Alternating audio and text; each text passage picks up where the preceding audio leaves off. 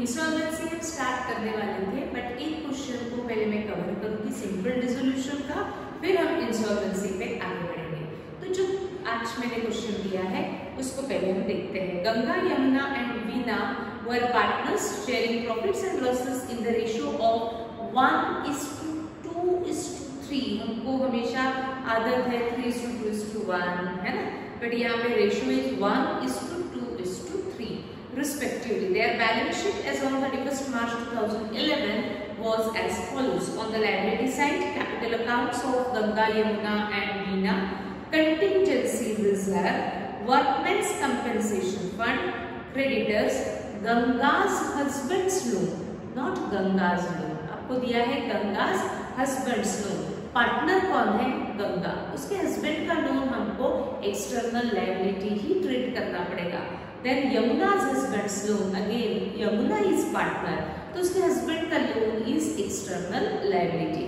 On the asset side, machinery, furniture, fixtures, investment, stock, debtors, cash in hand, and profit and loss account. The firm was dissolved as on that date, and the assets realized as follows: machinery, investment, debtors. Ganga took over her husband's loan. Stock was taken over by Yamuna. Yamuna's husband's loan was paid in full. Furniture and fixtures were taken over by Veena at 10% less than the book value. कुछ ना कुछ meaning है. Then realization expenses amounted to rupees 1,900. In addition, an outstanding liability for rupees 2,500 was finally settled at 2,200 and paid off immediately. ये 7 point भी important है. Liability towards workmen's compensation fund is estimated to be rupees 2,000 and has to be paid. ये भी हम first time पढ़ रहे हैं. The creditors were paid 12,000 in full settlement of their claims.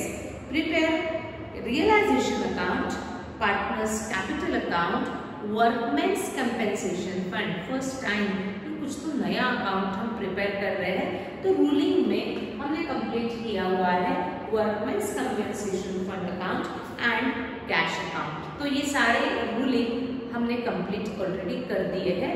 अब हम करेंगे पोस्टिंग. तो स्टार्ट करते हैं posting from liability side. First entry on the liability side is capital account. Capitals आपको दिए हैं Ganga, Yamuna and Veena, and capital accounts हमने ओपन किए हुए हैं. तो transfer this capital balances in their respective capital account on the credit side as it is given on the liability side. तो transfer करते हैं. कैपिटल में हम कैपिटल नहीं लिख सकते, इसलिए हम लिखेंगे by balance brought down. First partner is Ganga, तो फर्स्ट शेयर रहेगा गंगा का. Yumna's share is 16,000 and Veena's share is 26,000. हमने क्रेडिट में ट्रांसफर किया क्योंकि ये लायबिलिटी में दिया हुआ है. Then कंटिंजेंसी रिजर्व और वर्कमेंस कंपेंसेशन फंड. सबसे पहले मैं रिजर्व एंड फंड का मीनिंग एक बार वापस एक्सप्लेन कर रही हूँ, ध्यान सबका. एनी रिजर्व और any fund is created out of profit. ठीक, कोई भी रिजर्व यानी क्या? Undistributed profit. जो अमाउंट हम अलग से रखते हैं प्रॉफिट अर्न करने के बाद, उस अमाउंट को हम रिजर्व या फंड टर्म देते हैं. जैसे बिजनेस प्रॉफिट जितना भी अर्न करता है वो पूरा का पूरा प्रॉफिट कभी भी पार्टनर्स में डिस्ट्रीब्यूट नहीं करता. एक प्रॉफिट उनको अलग से रखना पड़ता है. जो हम अलग से पैसा रखते हैं उसे हम रिजर्व कहते हैं, उसे हम फंड कहते हैं. अब ये हर एक रिजर्व का, हर एक फंड का अपना अपना पर्पस होता है. ध्यान सबका.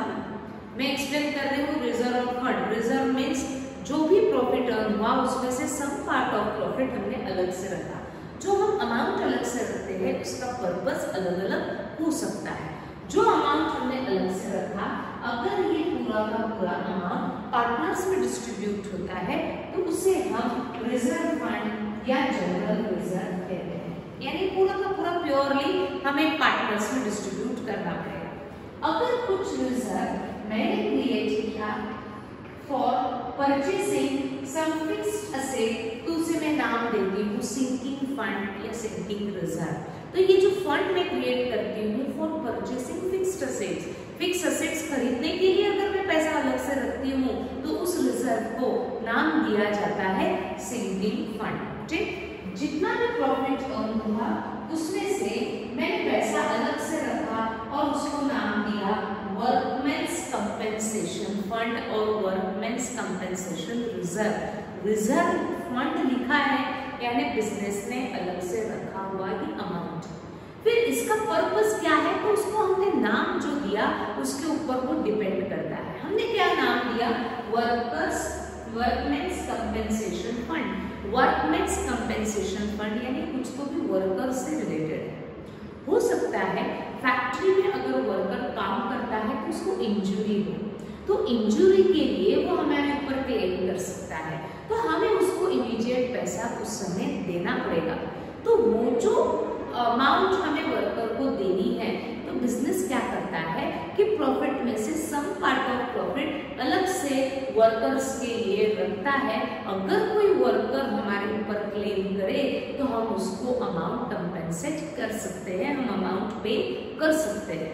तो वर्कमेंस कंपेंसेशन फंड का पर्पस क्या है कि अगर प्रॉफिट अर्न हुआ तो उसमें से हमने पैसा अलग से रखा, उसको मैंने नाम दिया वर्कमेंस कंपेंसेशन फंड। यानी अगर कोई वर्कर हमारे ऊपर क्लेम करता है, कुछ इंजरी होने के बाद अगर हमको उनको पेमेंट करना पड़ता है तो हमारे पास पैसा होना चाहिए। तो वो अमाउंट हम जितना प्रॉफिट अर्न हुआ उसमें से हम थोड़ा अमाउंट उस फंड में क्रिएट करते गए, ट्रांसफर करते गए, तो ये अमाउंट हम उस समय यूज करनी पड़ेगी जब वो वर्कर हमारे ऊपर क्लेम करता है। तो ये फंड में से पैसा हम उस वर्कर को इजीली दे सकते हैं, इसीलिए ये फंड क्रिएट किया है। तो हर एक फंड का, हर एक रिजर्व का अपना अपना पर्पस होता है। बट ये कोई भी रिजर्व या कोई भी फंड हम जो क्रिएट करते हैं वो कहाँ से क्रिएट करते हैं, हमेशा प्रॉफिट में से। तो बिजनेस जितना प्रॉफिट अर्न करता है उसमें से पूरा का पूरा प्रॉफिट पार्टनर्स में डिवाइड नहीं करता, कुछ प्रॉफिट अलग से रखता है। जो हम अलग से पैसा रखते हैं उसे हम रिजर्व नाम देते हैं, उसे हम फंड नाम देते हैं। मैंने अगर उसको नाम सिर्फ रिजर्व फंड दिया यानी ये प्योरली पार्टनर्स को दिया जाएगा at the time of dissolution या at the time of retirement या at the time of death.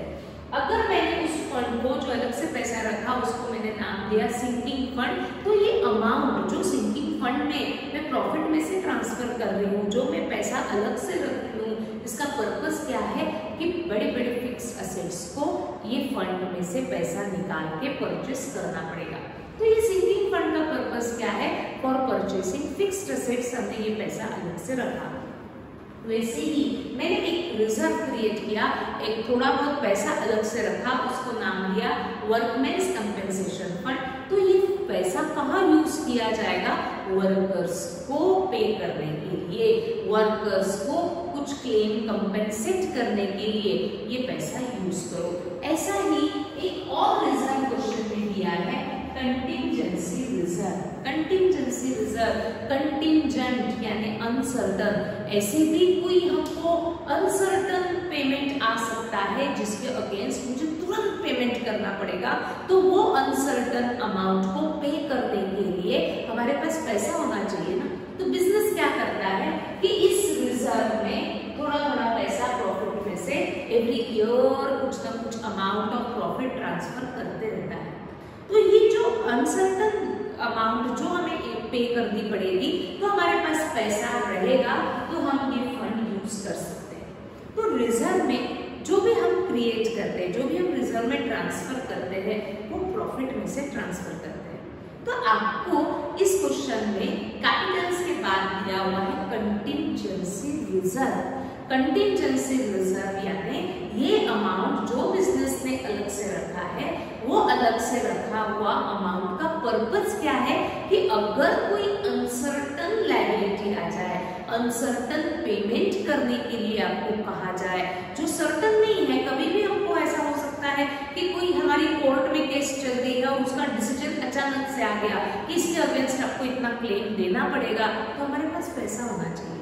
तो उस अमाउंट को पे करने के लिए बिजनेस थोड़ा बहुत पैसा प्रॉफिट में से रिजर्व करके रखता है, अलग से रखता है।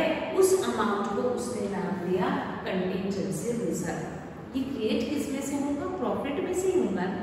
अब हम कौन से स्टेज पे है? Admission, retirement, death, dissolution. हम डिसोल्यूशन स्टेज पे है। Eight the time of dissolution, जब मैं बिजनेस बंद कर रही थी तो मेरे पास कंटिंजेंसी रिजर्व में कुछ अमाउंट था। अभी तक मैंने इसको यूटिलाइज किया ही नहीं, क्योंकि अभी तक ऐसा कोई पेमेंट आया ही नहीं बिजनेस को। तो ये जो रिजर्व में पैसा है वो तो आपको डिस्ट्रीब्यूट करना पड़ेगा। फिर ये रिजर्व का अमाउंट किसमें डिस्ट्रीब्यूट करेंगे? आउटसाइडर्स में नहीं, हम डिस्ट्रीब्यूट करेंगे पार्टनर्स में। क्यों? क्योंकि इसमें जो अमाउंट है वो प्रॉफिट का पार्ट है। वो प्रॉफिट का पार्ट होने के कारण इसके ऊपर हकदार रहेंगे पार्टनर्स। तो ये रिजर्व को हमें पार्टनर्स में डिस्ट्रीब्यूट करना पड़ेगा in their profit sharing ratio. तो सबसे पहले चेक करते हैं क्या कंटिंजेंसी रिजर्व जो हमने क्रिएट किया था उसमें से हमने कोई पेमेंट किया या ये अभी भी वैसा का वैसा है। सब कुछ क्वेश्चन में दिया जाता है कि कंटिंजेंसी रिजर्व में से कोई ऐसा पेमेंट आया था क्या फर्म के पास कि इसमें से जो भी अमाउंट है उसमें से हमने इतना पेमेंट टुवर्ड्स कोई ना कोई क्लेम सेटल किया। ऐसा कोई इंफॉर्मेशन अगर है तो उसको मुझे कंसिडर करना पड़ेगा और फिर रिमेनिंग अमाउंट को हमें पार्टनर्स में डिस्ट्रीब्यूट करना पड़ेगा। तो कंटिंजेंसी रिजर्व हमें क्वेश्चन में कितना दिया हुआ है? अगर मैं क्वेश्चन देखती हूँ तो contingency reserve given in question is 6000। क्या इस 6000 के अगेंस्ट हमने इसके अगेंस्ट कोई पेमेंट किया? कोई ऐसा कोर्ट में हमारा जो केस था उसके अगेंस्ट हमने कोई क्लेम पे किया? ऐसा कुछ क्वेश्चन में मेंशन है क्या?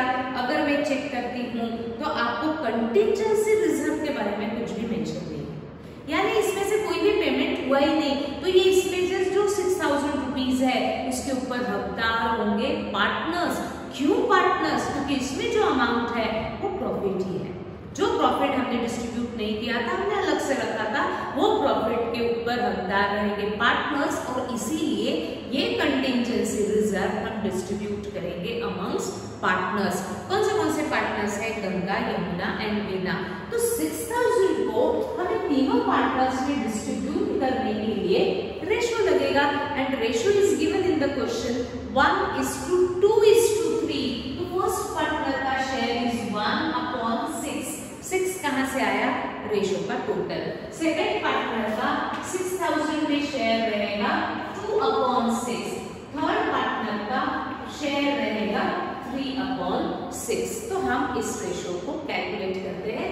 6000 1/6 यानी 1000, 2000 एंड 3000। फर्स्ट पार्टनर का शेयर, सेकंड पार्टनर का शेयर एंड थर्ड पार्टनर का शेयर कंटिंजेंसी रिजर्व में हमें डिस्ट्रीब्यूट करना पड़ेगा।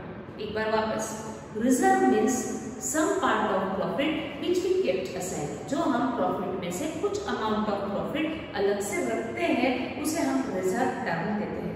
हर एक रिजर्व का अपना अपना कुछ ना कुछ पर्पस होता है। अगर वो क्या पर्पस है तो उसका नाम ही आपको बताएगा।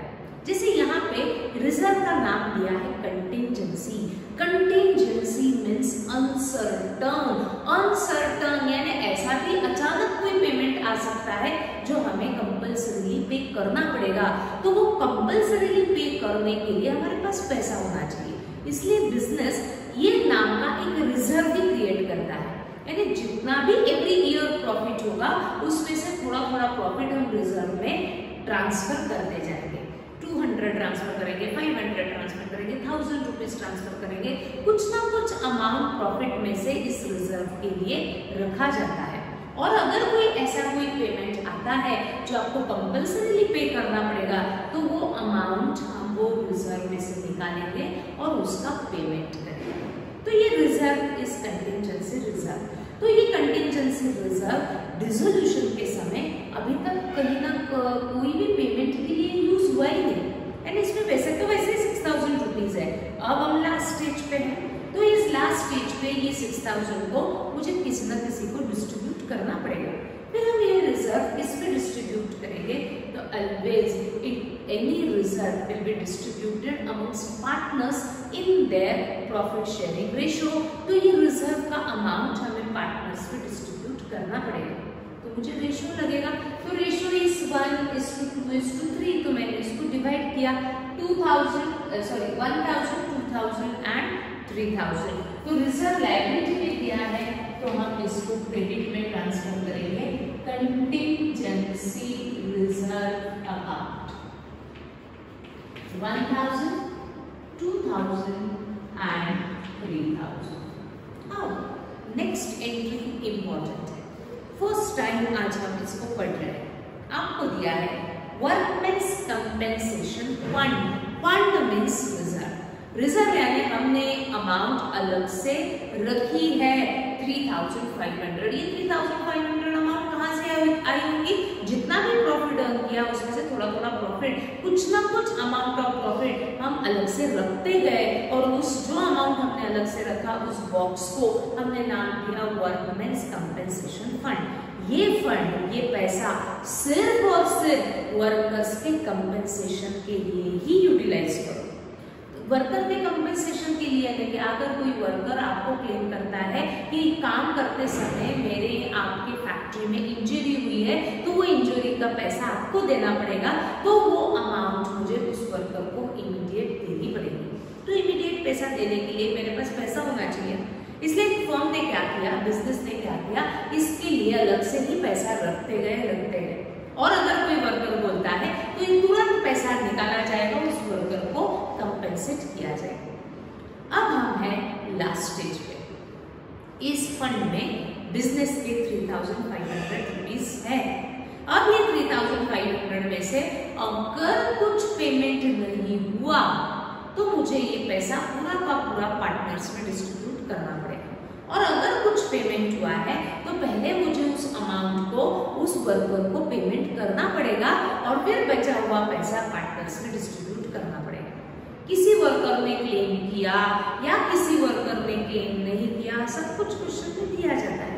क्या कोई वर्कर ने इसके अगेंस्ट हमारे फर्म के ऊपर क्लेम किया, क्या आपको दिया जाएगा कहीं ना कहीं इंफॉर्मेशन में। देखो पॉइंट नंबर आपको दिया हुआ है 8। Liability towards workmen's compensation fund is estimated to ₹2000 and has to be paid off। एक वर्कर ने क्लेम किया और उसने कितना अमाउंट कंपनी के ऊपर, बिजनेस के ऊपर क्लेम किया 2000। मेरे उस फंड में कितना पैसा है 3500 है, उसमें से मुझे उस वर्कर को कितना पेमेंट करना पड़ेगा 2000 करना पड़ेगा। तो इसीलिए ये एडजस्टमेंट देने के कारण फुल अमाउंट हम वर्कर ने हमको क्लेम नहीं किया। मेरे पास पैसा 3500 है, उसमें से मुझे उस वर्कर को 2000 रुपीज ही देने हैं, यानी अभी भी उस फंड में 1500 बचेंगे। वो 1500 पे कौन हकदार रहेंगे, पार्टनर्स। जो अभी तक उस फर्म में, उस फंड में पैसा है, वो फंड का अमाउंट हमें पार्टनर्स में डिस्ट्रीब्यूट करना पड़ेगा। क्यों? क्योंकि ये प्रॉफिट ही है। तो 3500 में से हम वर्कर को क्लेम किया उसने 2000, तो हम तो उसको 2000 रुपीज दे देंगे, बट रिमेनिंग अमाउंट हम आगे में कैरी फॉरवर्ड तो नहीं कर सकते ना। हमारा बिजनेस बंद हो रहा है, तो ये अमाउंट को मुझे पार्टनर्स में डिस्ट्रीब्यूट करना पड़ेगा। क्यों? क्योंकि ये प्रॉफिट का पार्ट है। अगर उस वर्कर ने क्लेम नहीं किया तो बचा हुआ पैसा पूरा का पूरा पार्टनर्स में डिस्ट्रीब्यूट किया जाए। तो यहाँ पे हमारे फंड में अमाउंट 3500 है, उस वर्कर को मुझे 2000 रुपीज देने हैं, यानी 1500 बैलेंस को मुझे पार्टनर्स में डिस्ट्रीब्यूट करना पड़ेगा। और वो कैलकुलेशन शो करने के लिए आपको बोला गया है open workmen's compensation fund. Contingency reserve के लिए भी अगर ऐसे कुछ एडजस्टमेंट होती तो हमने वो अकाउंट भी ओपन किया होगा, बट ऐसे कोई एडजस्टमेंट नहीं था, तो फुल अमाउंट हमने पार्टनर्स में डिस्ट्रीब्यूट कर दिया। यहाँ मेरा फंड है 3500, बट क्लेम हुआ है 2000, बैलेंस है, इसीलिए हमको ओपन करना पड़ा वर्कमेंस कंपेंसेशन फंड। तो वो एडजस्टमेंट हम बाद में देखेंगे। अभी हम वर्कमेंस कंपेंसेशन फंड जो लायबिलिटी में दिया है उसको मुझे वर्कमेंस कंपेंसेशन फंड में ट्रांसफर करना पड़ेगा, क्योंकि हमने इसका इसका सेपरेटली अकाउंट ओपन किया है। लायबिलिटी में है इसलिए हम फंड अकाउंट के क्रेडिट में ही ट्रांसफर करेंगे। फंड में हम फंड का नाम नहीं लिख सकते, इसीलिए by balance brought down 3500। Separately account क्यों ओपन करना पड़ा? क्योंकि इससे रिलेटेड सेपरेटली एडजस्टमेंट दी हुई है कि इसके अगेंस्ट फुल अमाउंट पार्टनर्स में डिस्ट्रीब्यूट मत करो। कुछ वर्कर ने आपके ऊपर क्लेम किया है, वो क्लेम सेटल होने के बाद जो अगर बैलेंस है तो वो पार्टनर्स में हमें डिस्ट्रीब्यूट करना पड़ेगा। ठीक, आगे बढ़ते हैं और हम डिटेल में और उसको पढ़ने वाले हैं। Creditors, whether it is your external or internal liability, it is always our external liability. That means this liability हमको क्या करना है? ट्रांसफर करेंगे in realization account on the credit side by creditors account 14,000. Next is गंगा's husband's loan. Husband या wife इनको हम external ही treat करते हैं। क्यों? क्योंकि पार्टनर गंगा है बट हमने लोन उसके हस्बैंड से लिया है तो हस्बैंड्स लोन बन गया एक्सटर्नल लायबिलिटी और इसीलिए इसे हम ट्रांसफर करेंगे रियलाइजेशन अकाउंट के क्रेडिट में bye गंगा's husband's loan 10,000. Yamuna's husband's loan. Again, this is our external liability क्योंकि उसका हस्बैंड पार्टनर नहीं है, वो खुद पार्टनर है तो उसका हस्बैंड बन गया एक्सटर्नल लायबिलिटी। डन। लायबिलिटी की सारी एंट्रीज आंसर में आ चुकी है। एक बार वापस कैपिटल्स हमने ओपन किए थे, ट्रांसफर कर दिया। Contingency reserve, any fund means undistributed profit. इसमें से अगर कुछ अमाउंट यूज नहीं हुई है तो पूरा का पूरा अमाउंट मुझे पार्टनर्स में डिस्ट्रीब्यूट करना पड़ेगा। कंटिंजेंसी रिजर्व में से कोई भी अमाउंट यूज नहीं हुई तो हमने उसको पार्टनर्स में डिस्ट्रीब्यूट कर दिया। But workmen's compensation fund means again undistributed profit, profit में से ही कुछ प्रॉफिट हमने अलग से रखा। अगर इसमें से कोई अमाउंट यूज नहीं होगी तो मुझे फुल्ली पार्टनर्स में ट्रांसफर करना पड़ेगा। बट इस क्वेश्चन में दिया है कि इसमें से कुछ अमाउंट यूज हो रही है, इसके अगेंस्ट हमने कुछ ना कुछ पेमेंट किया हुआ है, इसीलिए हमने ये अकाउंट ओपन किया। That's why workmen's compensation fund का बैलेंस हमने वर्कमेंस कंपेंसेशन फंड अकाउंट में ट्रांसफर किया। फिर जो अमाउंट यूज हो रही है उसको हम सेपरेटली रिकॉर्ड करेंगे। तो बैलेंस हमने ट्रांसफर किया फंड अकाउंट में। Then next, creditors, Ganga's husband's loan and Yamuna's husband's loan. All these are external liability. That means हमने इसे रियलाइजेशन के क्रेडिट में ट्रांसफर किया। Now आ जाते हैं असेट्स पे। Machinery, furniture, fixtures, investment, stock, debtors, cash in hand and P&L account. Debtors तक machinery, furniture, fixture, investment, stock, debtors already तो दिया ही है तो सिर्फ डेटर्स है। तो ये डेटर्स तक सारी एंट्रीज मुझे कहीं ना कहीं ट्रांसफर करनी पड़ेगी, सबको मालूम है। हम कहाँ ट्रांसफर करेंगे? यस, रियलाइजेशन अकाउंट के डेबिट साइड में, क्योंकि एसेट में दिया है। जल्दी से ट्रांसफर करो। सबसे पहले entry to machinery account 29,000।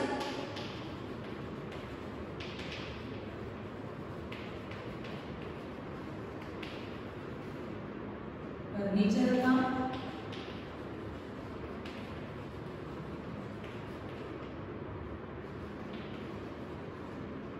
Fixtures account,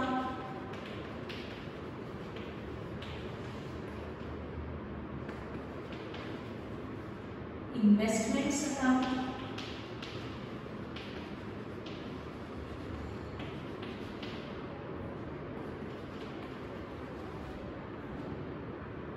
stock account,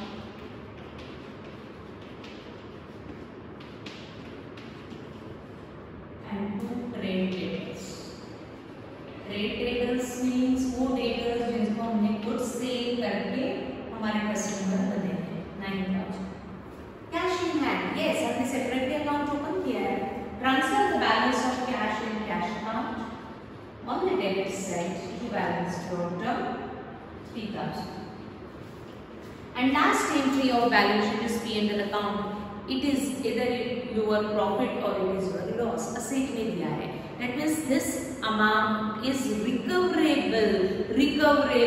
Profit loss recoverable. Profit कभी भी payable होता है.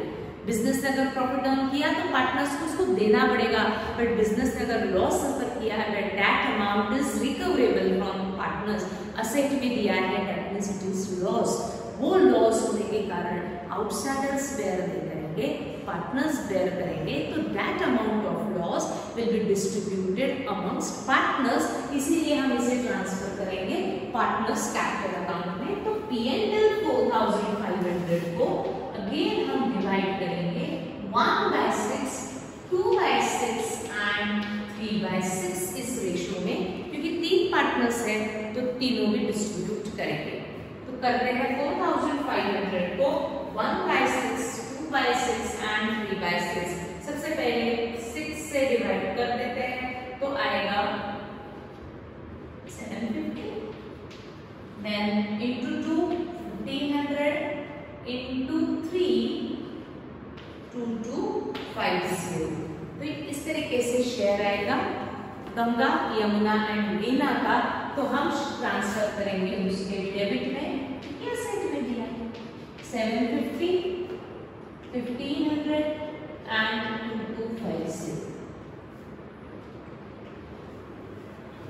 तब आ जाते हैं नेक्स्ट एंट्री.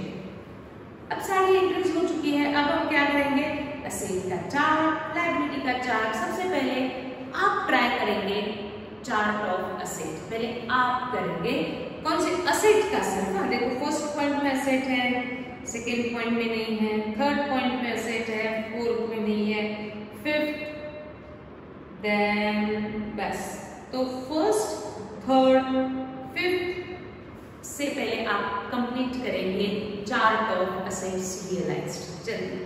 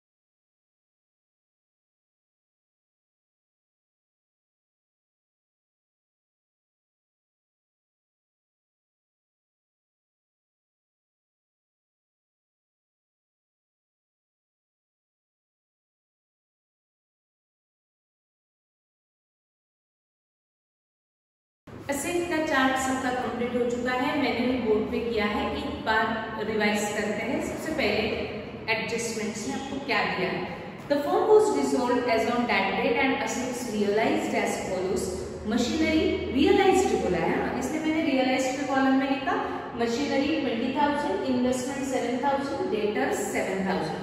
सेकेंड फंड दिया है Ganga to for husband's loan, but husband's loan is liability. जब लायबिलिटी करेंगे तब देखेंगे. Stock was taken over by Yamuna. Stock is our asset. That means this asset is taken over over by Yamuna, that means asset taken by partner में हमने लिखा यमुना। कौन सी asset take over की? Stock at the value of 14,000, that means realised value of stock is 14,000।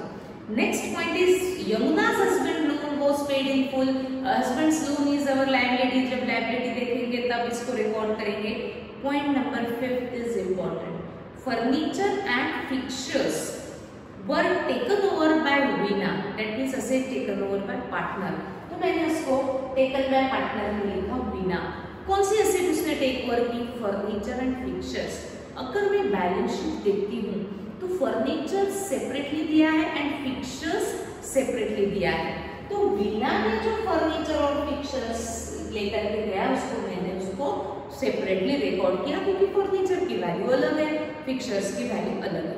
कितने में take over किया? आपको दिया है एट, कितने में टेक ओवर किया है? At 10% less than the book value, यानी उस फर्नीचर की जो बुक वैल्यू होगी उसके 10% लेस अमाउंट पे उसने टेक ओवर किया। 10% लेस टेक ओवर किया ना, तो मैंने बुक वैल्यू जो थी उसमें से उसका 10% माइनस किया, क्योंकि दिया ही है 10% लेस देन बुक वैल्यू। तो 7,000 का फर्नीचर 700 लेस वैल्यू पे, यानी कितने में टेक ओवर किया? 6,300। अगर ऐसा होता 10% more than the book value, तो हमने क्या किया होगा? बुक वैल्यू 7,000, 10% मोर यानी 10% उसने एक्स्ट्रा दे दी है वो उस फर्नीचर के अगेंस्ट, तो 700 हमने ऐड किए होते। उन्होंने दिया है कि फर्नीचर जो टेक ओवर किया है वो बुक वैल्यू के 10% लेस अमाउंट पे टेक ओवर किया, तो 7,000 का 10% 700 लेस पे टेक ओवर किया, यानी कितने में टेक ओवर किया? 6,300। फिक्सचर्स का भी उसने वैसे ही दिया ना, fixtures and furniture were taken over by Veena at 10% less. तो फिक्सचर का बुक वैल्यू इज 12,000, बट 12,000 में उसने टेक ओवर नहीं किया, 10% लेस वैल्यू पे टेक ओवर किया। तो 12,000 का 12% 1200, यानी उसने कितने में टेक ओवर किया?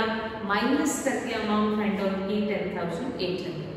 तो इस तरीके से हमने असेट का चार्ट कंप्लीट किया। आगे में जो भी दिया है रियलाइजेशन एक्सपेंस हम लायबिलिटी में लिखते हैं, आउटस्टैंडिंग लायबिलिटी में लिखते हैं, liability towards compensation fund liability में आएगा, क्रेडिटर्स लायबिलिटी में आएगा। तो असेट से रिलेटेड हमने जो चार्ट कंप्लीट किया, जिसमें हमें 34,000 की एक एंट्री कर दी है, यमुना ने जो टेक ओवर किया उसकी सेकेंड एंट्री कर दी है, वीना ने जो दो असेट्स लेकर के जा रही है उसकी कंबाइंड एंट्री कर दी है। ऐसी हमें 3 एंट्रीज रिकॉर्ड करनी है। असेट्स बेची जा रही है, मार्केट या पार्टनर, बट सेल है। तो तीनों असेट्स जो हमने बेची है, ये मार्केट में बेची, ये यमुना को बेची, ये वीना को सेल की, ये हमारे लिए सेल ही है। दैट मींस ये तीनों भी हमारे लिए इनकम ही है। इनकम है तो तीनों को हम रिकॉर्ड करते हैं रियलाइजेशन के क्रेडिट में। 34,000, 14,000 एंड 17,100। 17,100। ठीक, अब इनके सामने मुझे अकाउंट के हेड्स देने पड़ेंगे। 34,000 मार्केट में सेल किया, इसमें इसका लिखेंगे by cash account as per working note. Realisation के क्रेडिट में है तो कैश के डेबिट में टू रियलाइजेशन, या ऐसे तो रियलाइजेशन के क्रेडिट में लिखा है हमने बाय 14,000, किसको टेक ओवर, किसको सेल किया? यमुना को, तो इसके आगे लिखेंगे by Yamuna's capital as per working note. Realisation के क्रेडिट में लिखा है यमुना, तो यमुना के डेबिट में लिखेंगे टू रियलाइजेशन। बट देखो यमुना कौन से नंबर की पार्टनर है? First partner is Ganga, second partner is Yamuna, तो ये अमाउंट मुझे सेकंड कॉलम में करेक्टली रिकॉर्ड करनी है।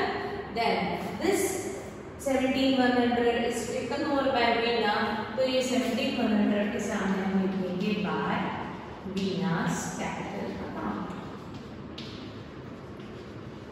रियलाइजेशन के क्रेडिट में तो पार्टनर्स के डेबिट में, बट वीना थर्ड नंबर की पार्टनर है, तो इन थर्ड कॉलम 17,100, राइट।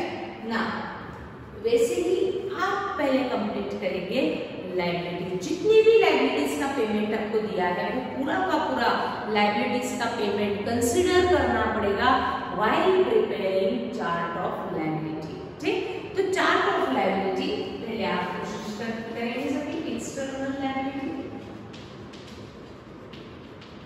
हमारे पास कौन सी एक्सटर्नल लायबिलिटी थी? ये आपको रियलाइजेशन अकाउंट बताएगा। क्रेडिटर्स थे, गंगा's हस्बैंड्स लोन था, यमुना's हस्बैंड्स लोन था, इनको तो आपको पे ऑफ करना ही है। इसके अलावा और कोई लायबिलिटी का पेमेंट हुआ है क्या चेक करो, पहले आप ट्राई करो, फिर हम एक्सप्लेन करेंगे जल्दी से।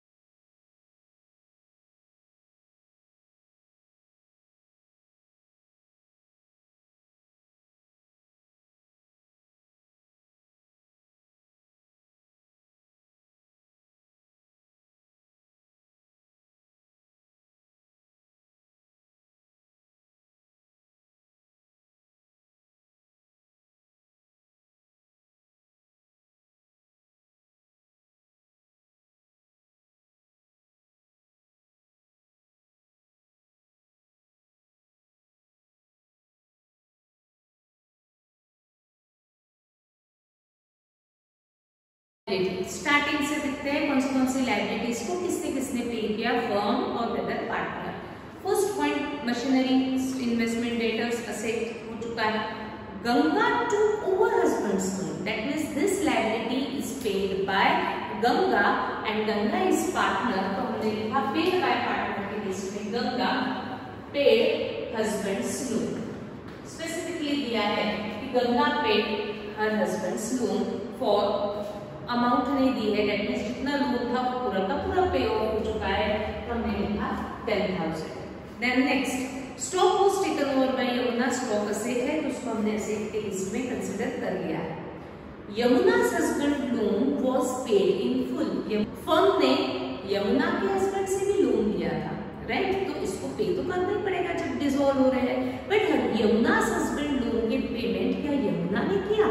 जैसे गंगा के लिए स्पेसिफिकली दिया था कि Ganga took over husband's loan, her husband's loan, ऐसा गंगा के लिए हमको स्पेसिफिकली दिया था कि Ganga took over her husband's loan, यानी इसका पेमेंट गंगा करने वाली है उसके हस्बैंड के लोन के अगेंस्ट। बट ऐसे यमुना के हस्बैंड के लोन के पेमेंट के बारे में मेंशन नहीं है कि किसने किया, तो हमने उसको पेड बाय फर्म के लिस्ट में लिखा यमुना's हस्बैंड्स लोन, यानी ये है यमुना के हस्बैंड का लोन, फर्म ने पे किया 8,000। उसके बाद नेक्स्ट एंट्री आपको दी है furniture and fixtures were taken over by Veena, तो हमने टेकन बाय पार्टनर में लिख लिया। Realisation expenses amounted to ₹1,900, this realisation expenses किसने पे किए मेंशन ने, तो paid by firm. Then in addition, ध्यान सबका, in addition an outstanding liability for ₹2,500 was finally settled at 2,200 and paid off immediately. इसका क्या मीनिंग है? इन एडिशन, यानी ये जो लायबिलिटीज थी इसके अलावा और एक लायबिलिटी थी जो आपको क्वेश्चन में यानी बैलेंस शीट में नहीं थी, बट उसका पेमेंट बिजनेस को करना पड़ा। ऐसी लायबिलिटीज को हम कहते हैं अनरिकॉर्डेड लायबिलिटी। अनरिकॉर्डेड यानी आउटस्टैंडिंग लायबिलिटी नाम की एंट्री बैलेंस शीट में नहीं थी, बट डिसोल्यूशन के समय अराइज हुई और उसको हमको पे करना पड़ा। वापस पढ़ते हैं, इन एडिशन, ये जो एक्सटर्नल लायबिलिटी थी इसके अलावा एन आउटस्टैंडिंग लायबिलिटी, एक आउटस्टैंडिंग लायबिलिटी थी फॉर ₹2500। वैसे तो उसको हम फॉर्म को पे करने थे 2500 was finally settled, बट ये 2500 के अगेंस्ट वो लायबिलिटी सेटल हुई, उस लायबिलिटी के अगेंस्ट फाइनल पेमेंट किया गया at 2200 and paid off immediately. हमको डिसोल्यूशन के समय पता चला और हमने उसको तुरंत पे कर दिया। पे किया है ना, तो उसको पेमेंट की लिस्ट में रिकॉर्ड किया, बट 2500 की लायबिलिटी कितने में पे ऑफ हो रही है? 2200। तो जितना पे हुआ वो अमाउंट पेड बाय फर्म में हमको लिखना पड़ेगा 2200। उसके बाद liability towards workmen's compensation fund, ये भी पेमेंट करना पड़ेगा, बट ये वर्कमेंस कंपेंसेशन फंड हमने सेपरेटली ओपन किया तो इसको मुझे वो फंड अकाउंट के थ्रू रिकॉर्ड करना पड़ेगा। तो इसको मैं पेड बाय फर्म या पेड बाय पार्टनर की लिस्ट में रिकॉर्ड नहीं कर सकती। क्यों? क्योंकि इसको मैंने सेपरेटली ओपन किया तो उसकी पेमेंट की एंट्री मुझे इस अकाउंट के थ्रू ही शो करनी पड़ेगी। ठीक, तो पेड बाय फर्म टोटल कर रहे हैं फर्म 24,100 और एक पार्टनर पे कर रहा है फर्म की लायबिलिटी 10,000। दोनों को मुझे बुक्स ऑफ अकाउंट में रिकॉर्ड करना पड़ेगा। 24,100 ये फर्म ने अपने पॉकेट से पे किया है ना, एक्सपेंस हुआ, तो डेबिट में 24,100, बट पेड बाय फर्म में इसमें लिखेंगे to cash account as per working note. Realisation के डेबिट में अगर मैं लिखती हूँ टू कैश, तो हमें कैश अकाउंट में भी पोस्ट करना पड़ेगा on the credit side by realisation account 24,100, right. अब गंगा ने पे किया, गंगा ने अभी अपने पॉकेट से तो पे किया, बट वो लायबिलिटी किसकी थी? फर्म की थी। That means on behalf of firm Ganga paid her husband. So आज तो वो पे करेगी, बट फर्म को उसको ये पैसा वापस करना पड़ेगा। That means this is again expense for the business. पे हो रहा है, चाहे खुद पे करे चाहे पार्टनर पे करे। लायबिलिटी फर्म की थी तो लायबिलिटी फर्म की होने के कारण वो एक्सपेंस फर्म का ही है, तो हम पे करेंगे, इसलिए रियलाइजेशन के डेबिट में as it is expense. But अभी कौन पे कर रहा है? गंगा पे कर रही है अपने पॉकेट से, तो लिखेंगे to Ganga's capital account as per working note. Realisation के डेबिट में लिखा है टू गंगा, तो हमें गंगा के क्रेडिट में लिखना पड़ेगा by realisation account. Ganga first partner है, तो फर्स्ट कॉलम में लिखेंगे 10,000। 2 मिनट रुक रही हूँ, जितना भी हमने अभी तक किया अच्छे से रिवाइज करो, फिर हम वर्कमेंस कंपेंसेशन फंड जो फर्स्ट टाइम पढ़ रहे हैं उसके ऊपर कॉन्सेंट्रेट करेंगे। जल्दी से आ जाओ, with in 2 minutes till chart of liability. अब सभी पॉइंट नंबर 8 फर्स्ट टाइम पढ़ रहे हैं ना। Liability towards workmen's compensation fund is estimated to be rupees 2,000 and has to be paid off।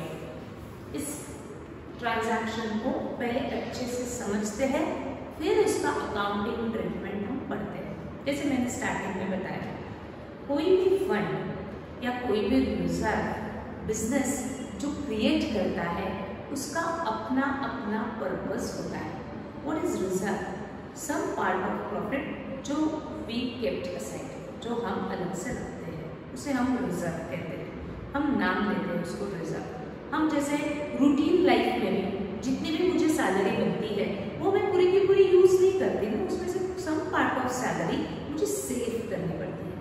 जो मैं सेव करती हूँ उसका अलग अलग अपना अपना पर्पज होता है कि यस, ये जो सैलरी मैंने सेव की इसमें से मुझे कुछ ना कुछ ज्वेलरी परचेस करनी है, इसमें से मुझे कुछ ना कुछ मोबाइल परचेस करना है। तो हर एक जो अमाउंट हम अलग से रखते हैं उसका अपना अपना पर्पस होता है। तो बिजनेस भी क्या करता है, जितना भी प्रॉफिट अर्न होता है उसमें से सम पार्ट ऑफ प्रॉफिट वो अलग से रखता है। तो हर एक का पर्पस अलग अलग हो सकता है। जैसे अगर इस फंड को नाम दिया गया वर्कमेंस कंपेंसेशन फंड, तो ये फंड आपको बता रहा है कि ये वर्कर के लिए आपने अलग से रखा हुआ पैसा है, पर वर्कर के कंपेंसेशन के लिए अलग से पैसा रखा है। तो जितना प्रॉफिट अर्न हुआ उसमें से सम पार्ट ऑफ प्रॉफिट हम अलग से रखते गए।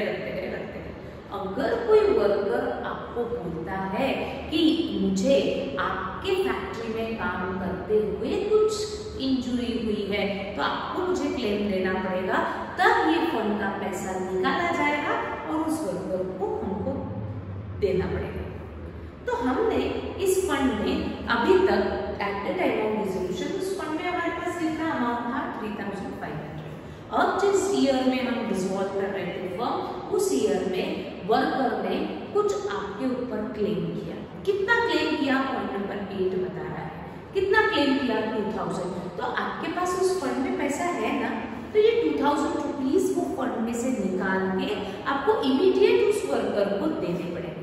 तो 3500 में से has to be paid off बोला है, यानी आपको 2000 रुपीज इमीडिएटली पे करने पड़ेंगे। तो वो 2000 रुपीज हमें उस फंड में से अमाउंट को देना पड़ेगा। किसको देना पड़ेगा, वर्कर को देना पड़ेगा। तो मेरे लिए 2000 रुपीज देना है, यानी मेरे लिए कैश इज कमिंग इन और कैश इज गोइंग आउट। तो कैश के क्रेडिट में मैं लिखती हूँ 2000। ये 2000 हमने किसके अगेंस्ट पे किया, क्रेडिटर्स, बिल्स पेएबल, किसी हस्बैंड के लोन के अगेंस्ट, कि वर्कर के कंपनसेशन के अगेंस्ट, वर्कर के कंपनसेशन के अगेंस्ट। इसलिए इसके आगे लिखा जाएगा bye workmen's compensation fund amount. ये जो अमाउंट है वो वर्कर कंपनसेशन से हमने इसे पे किया। तो ये 2000 रुपीज के आगे मैंने लिखा वर्कमेंस कंपनसेशन फंड। अगर मैं कैश के क्रेडिट में लिखती हूँ वर्कमेंस कंपनसेशन फंड, तो मुझे वर्कमेंस कंपनसेशन फंड में भी पोस्ट करना पड़ेगा। यहाँ क्रेडिट है तो हम लिखेंगे डेबिट में टू कैश अकाउंट, यानी 3500 हमारे पास जमा थे, उसमें से हमने 2000 को पे कर दिया। क्या ये अकाउंट टैली है, क्या ये अकाउंट बैलेंस दिखा रहा है, बैलेंस दिखा रहा है। कितना बैलेंस है, 1500। इस बैलेंस हम रियलाइजेशन में ट्रांसफर नहीं कर सकते। क्यों, क्योंकि ये फंड है, रिजर्व है।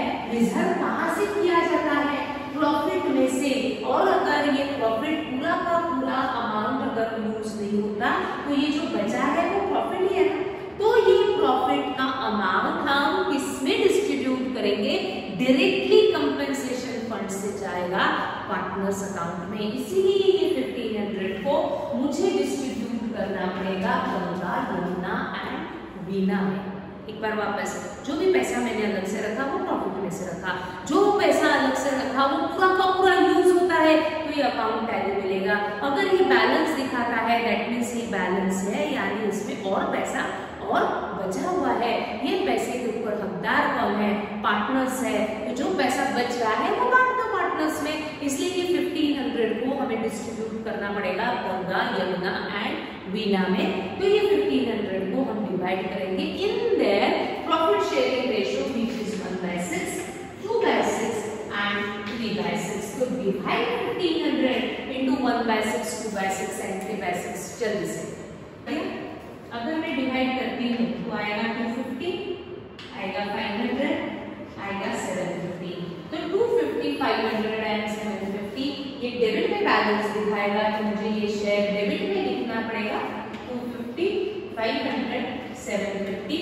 फर्स्ट शेयर फर्स्ट पार्टनर का to Ganga's capital, second share second partner का to Yamuna's capital, third share third partner का टू वीनास कैपिटल। तो जो भी रिजर्व आपने क्रिएट किए वो फुल्ली यूटिलाइज नहीं हुए तो बैलेंस हमेशा पार्टनर्स में डायरेक्टली ट्रांसफर किया जाएगा, क्योंकि उसके ऊपर हकदार सिर्फ और सिर्फ पार्टनर्स है। तो यहाँ मैंने वर्कर्स कंपनसेशन के लिमिट में लिखा है टू गंगा यमुना मीना, तो मुझे पार्टनर्स के क्रेडिट में लिखना पड़ेगा bye workmen's compensation fund 250, 500 and 750। देखो कंटीजेंसी रिजर्व में मैंने पार्टनर्स में डिस्ट्रीब्यूट किया, बट इसके अगेंस्ट कोई ऐसा नहीं था कि पेमेंट हुआ, यूज हुआ तो फुल्ली मैंने डायरेक्टली कैपिटल में ट्रांसफर कर दिया। बट यहाँ थोड़ा बहुत अमाउंट यूज हुआ था, इसलिए मैंने अकाउंट ओपन किया और बचा हुआ बैलेंस हमने ट्रांसफर किया पार्टनर्स कैपिटल अकाउंट में। ना अब हम क्या करेंगे, एक एक अकाउंट क्लोज करेंगे। आपको आता है, पहले आप करेंगे, मैं भी कर रही हूँ बोर्ड पे विदाउट यूजिंग कैलकुलेटर। जल्दी से फाइंड आउट करो रियलाइजेशन अकाउंट का बैलेंस, ट्रांसफर करो कैपिटल में, कैपिटल का बैलेंस कैश में, कैश टैली होना ही चाहिए जल्दी से।